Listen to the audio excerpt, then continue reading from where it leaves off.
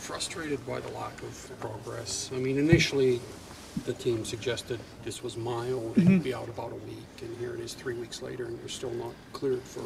Yeah, I mean, it's kind of, I think they were pretty clear in communicating to me when I saw doctors that there's no real timeline. And, people say mild concussion, but I don't know if there's really such thing. I think it's a serious thing, and, obviously it's frustrating being out, but it's kind of out of my control. All I can do is do the things on my part that give me a chance to come back and play, and it just takes time. Sid, how would you describe the neck feeling that you've been dealing with after the injury and now? Well, it's gotten a lot better. The neck was, more the first, week and a half probably dealt with that a little bit more, but got a little bit of work on it, and that's freed up a bit, and now it's just the other symptoms, and you don't really know as far as time, when those go away. What are those symptoms that you're still experiencing? Yeah, it's a lot. It's headaches, and it's different times.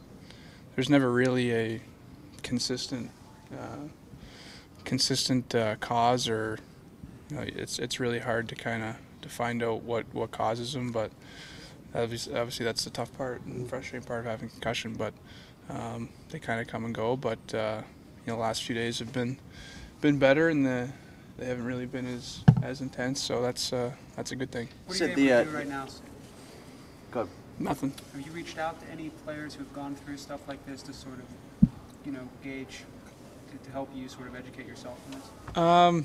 No, not really, but I think everyone's different. I don't think that, some guys take a week or two, other guys longer, and some guys really long. So there's no real timeline, or, everyone has different symptoms too. You can't really, some guys can't sleep. They're in different, have different symptoms. So it's kind of hard to get a gauge, but I think from the guys that have talked about it in the past, I think they always say to make sure you take your time and not to rush something like this. So I think it's pretty good advice in this case. The neck stuff that you had before, did that amount almost to like a case of whiplash when that Steckel hit?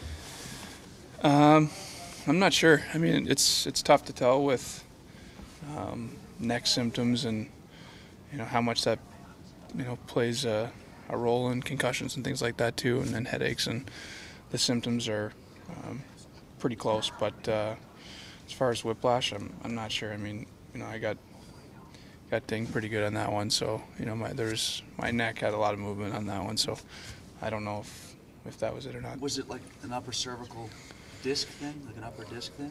No, it was just I'd say whiplash is probably the best way to describe it. I mean, I hadn't had it before, and I don't know if it was ever diagnosed as that, but that would be probably the closest thing I would think. Sid, how hard is it for someone who works out so much like you do to have spent all this time not doing anything? It's really difficult, and it doesn't get any easier with each day that goes by. You realize that's tougher and tougher to work your way back in it, but I think at the end of the day, keep reminding yourself that you've got to make sure that everything's clear, and that when you do come back, you're ready to kind of go hard and ready to do those things that it takes to get back. So you've been sleeping okay though, resting? Yeah. Okay. Yeah. Is there any other aspect of your personal life that has been affected by this at all?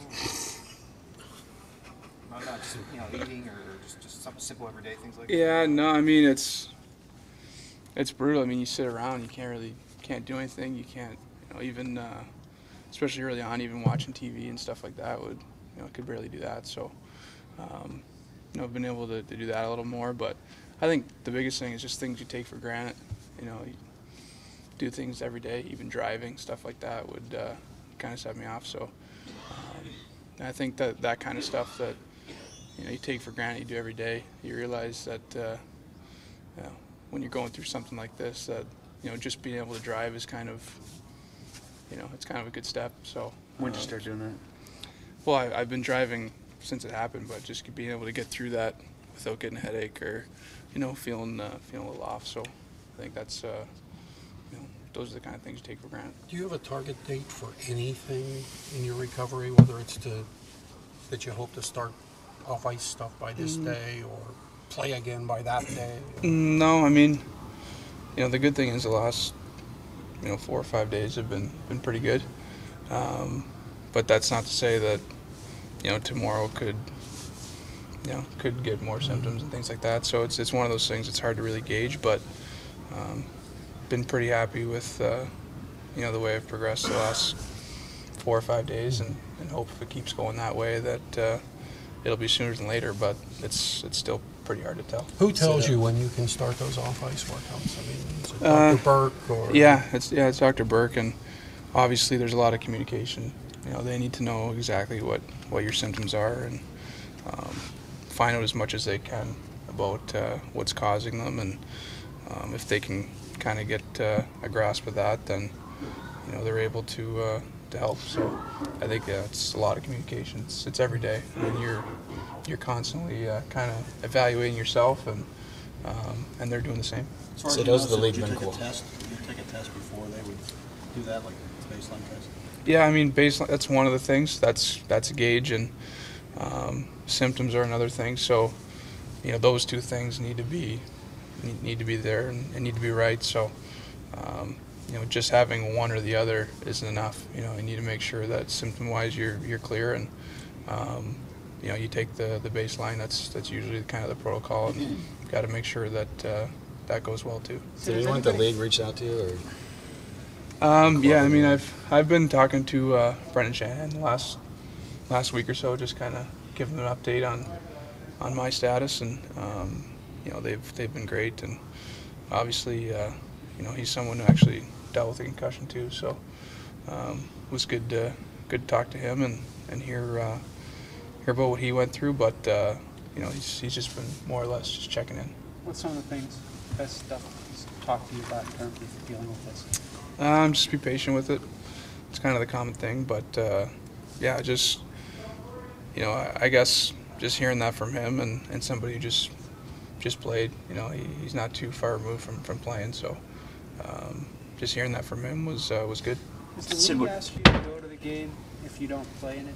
You also No.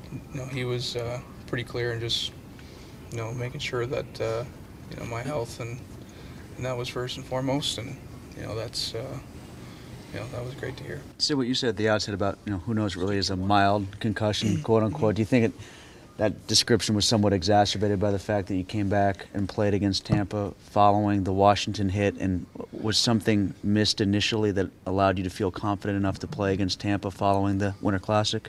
No, I mean, I don't think anything was missed at all. I think when you're dealing with these symptoms and the things that go on, it's it's pretty tough to find out exactly what's going on, and for me, someone who's never really experienced anything like this, it's pretty hard to really gauge where you're at too. And no, I don't think in that case there wasn't anything, and I don't think that it's easier for me, having gone through it, to say that there's no such thing as mild, but who's to say what mild is. But I don't think that really matters when someone has a concussion.